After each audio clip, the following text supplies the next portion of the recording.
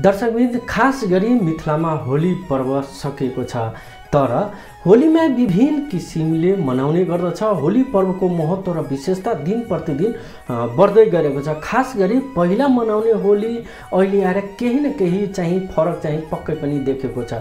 यसबारे एक रिपोर्ट। मिथिलाको होली मिथिलामा मनाउने पर्वहरूमध्येको एउटा प्रमुख पर्व हो होली। रङ र अबिरले खेल्ने यो होली पर्वको आफ्नै महत्त्व र विशेषता समेत रहेको छ।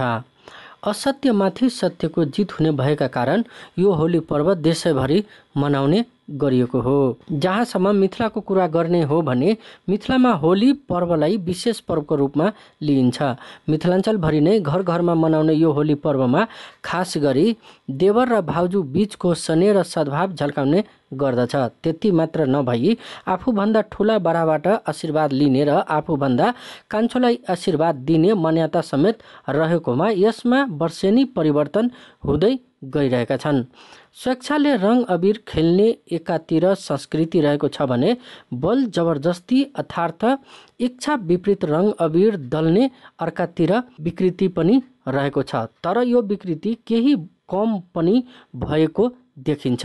यसरी सबै रङको आफ्नै अस्तित्व रहेको कुरा भन्नुहुन्छ जनता समाजवादी पार्टी नेपालका कार्यकारी अध्यक्ष Upendra Yadav. Mixing of colour नै व्हाइट हो। सबै कलरहरू मिल्ने र सबैको आफ्नै अस्तित्व पनि रहन्छ। जस्तै हाम्रो निधारमा रातो लाग्दा रातो पनि छ, पहेँलो पनि छ, हरियो पनि छ। सबै कलरको आफ्नो अस्तित्व रहन्छ। यानी त्यो कलर भनेको चाहिँ केलाई जोडौँ भन्दाखेरि कल्चरसँग जोडौँ। हाम्रो मुलुक विभिन्न संस्कृतिहरू, विभिन्न वेशभूषा, भाषा, रहन सहन, परम्परा, ऐतिहासिक पृष्ठभूमि र अलिक फरक फरक जीवन प्रणाली भएको धेरैवटा कलर भएको हाम्रो समाज हो, हाम्रो मुलुक। र ती सबै मिलेपछि सबैको अस्तित्व रहिरहने एउटा पानी पैसो घाम पनि लाग्यो र पानी पनि पर्यो भने पानीको वाटर ड्रप्सबाट लाइट रिफ्लेक्ट हुँदाखेरि 7वटा कलर देखिन्छ र उनको अस्तित्व एकै नासिन्छ। त्यसै कारणले चाहिँ के भने हाम्रो नेपालको आइडेन्टिटी, नेपालीहरूको पहिचान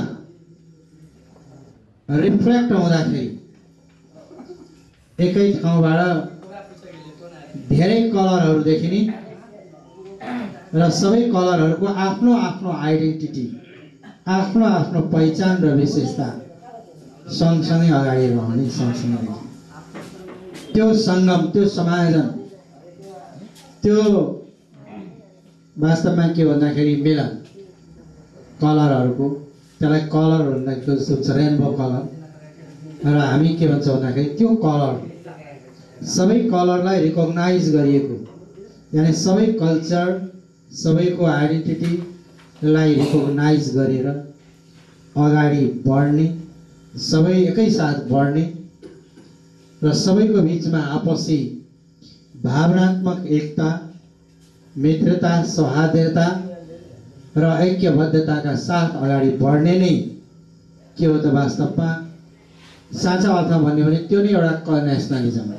मिथिलामा मनाउने होलीमा जोगिरा गाउने प्रचलन रहँदै आएको छ। होलीको अवसरमा मिठा मिठा परिकार बनाई खाने र छिमेकीहरूलाई समेत बोलाएर खुवाउने प्रचलन रहिआएका छन्। यसरी होली पर्व मनाउने बारे भन्नुहुन्छ लेखिका रेखा यादव। असत्य पर जीत भेला, सत्य के प्रभाव पड़ला।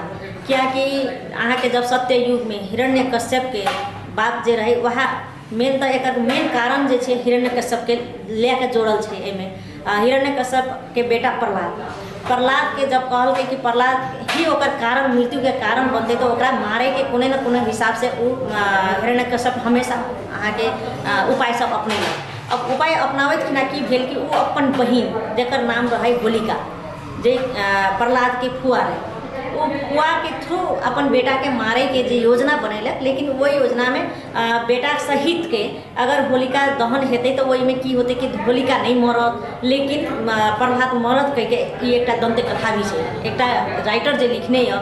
अब सत्य हम सब हालांकि पूजा करै छी, हम सब वही धर्म से बिलोंग करै छी तो ये बात के सत्य मानै छी, लेकिन हम सबके आज तक के मान्यता की है कि होलिका दहन मतलब प्रहलाद के मारे खिना होलिका के दहन भेल, एक पार्ट उ छै। दोसर पार्ट यह कृष्ण से भी जोड़ल गेल छै। एकरा कहै छै होलिका जे एक राक्षस के रूप रही, होलिका के पूरा कृष्ण के सखाप करे के हिसाब से पूरा गांव के बच्चा के सखाप कर दिलक। तो लास्ट में दूध पीते पीते कृष्ण और ओकरा आग में रखलक, अथी जरना में रखलक।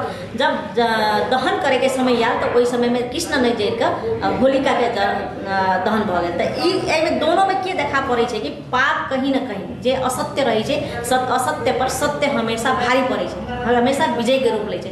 तो वही एहिमे प्रहलादो के जोड़ल जाइ छै और ओकर बाद अहाँ के कृष्ण के भी जोड़ल जाइ छै। ई दोनों के रूप लऽ के अहाँ के जोगिरा जब गबै छै तो देखबै अहाँ के अयोध्या कांडो के कहै छै, अयोध्या के बातो जोड़ैया, रामो से जोड़ दैया, एकरा प्रहलाद से भी जोड़े छै, ओकर बाद अहाँ के कृष्ण से भी जोड़े छै। मतलब एकेटा आशय की छै कि असत्य पर सत्य पर के विजय। देशमा राजनीतिक उकालो ओह्रालो भएका कारण अहिले अधिकांश हिन्दू धर्मावलम्बीहरूले मनाउने पर्वहरूमा कुनै न कुनै हिसाबले बाधाविरोध भइ नै रहेको छ। संस्कृतिप्रति दमन गर्ने व्यवस्था हामी देखिरहेछ।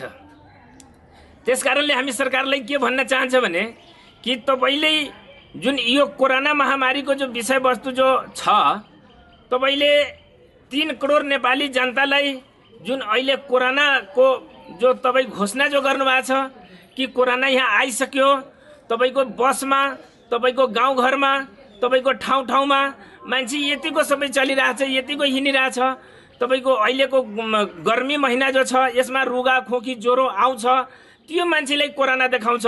त्यसलाई सरकारले पुष्टि पारेको छ कि यो कोरोना छ भने सरकारले यो ठुलो चाहिँ एउटा आफ्नो भ्रममा परेको छ सरकारले।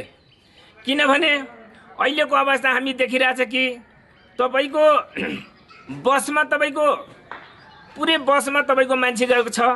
तपाईको यही 10 दिन पहिला, 20 दिन पहिला नेपाल सरकार आफैले तराई पहाडबाट मान्छे बसमा उतारेर लाएर तपाईको यहाँ काठमाडौँमा ठाउँमा उहाँ आफै चाहिँ नारा जुलुस गर्ने, एउटा आम जनता, साधारण जनता तपाईको एउटा संस्कृति मनाउनको लागि सरकारले यसको माथि तपाईको दमन गर्ने, च्याप गर्ने, जनतालाई एक ठाउँमा भेला नहुने दिने, यो संस्कृति माथि जो सरकारले एउटा अर्कै चाहिँ तपाईको रणनीति जो खेलिरहेछ, मैले यो बडा विचित्र कहानी देखिरहेछ सरकारको। यसरी होलीको दिन दिउँसोदेखि नै एक अर्कासँग ईर्ष्या द्वेष त्यागी रङ अबिरको साथै जोगिरा गाएर होली मनाउने गर्दछ। त्यसैले यो होली पर्वलाई एक अर्कासँग एकता अर्थात् मिलन समेत भन्ने गर्दछ र यो पौराणिक प्रचलन अनुसार बेलुका जोगिरा गाउँदै गाउँको कुलदेवतालाई अबिर चढाई होली पर्व समापन हुने गर्दछ।